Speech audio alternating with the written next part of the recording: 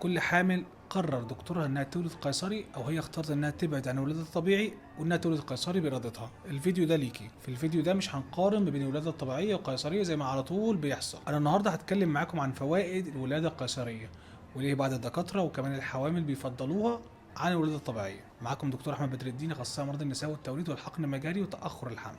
الولاده القيصريه بالرغم انها بتعتمد على دخول العمليات وفتح البطن الا ان ليها مميزات كتيره جدا بتخليها طريقه الولاده المفضله عند الستات، خصوصا بعد انتشار عمليات الولاده بدون قلق. ايه هي فوائد الولاده القيصريه؟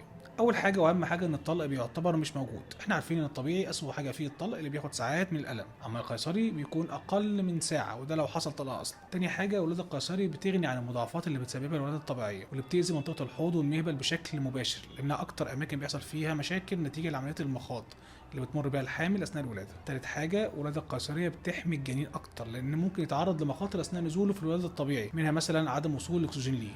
كلام جميل، وفعلا الولاده القيصريه كده ليها فوائد كتيره جدا وكلها مهمه، بس هل هي كده ملهاش عيوب؟ وهل الولاده الطبيعيه كده ملهاش اي مميزات؟ اي حاجه بيكون ليها وشين، جزء منه حلو وجزء منه وحش. احنا هنا اتكلمنا عن فوائد الولاده القيصريه بس ده ما يمنعش ان ليها عيوب برضه، عشان كده استنوا في فيديو جديد هشرح فيه عيوب الولاده القيصريه.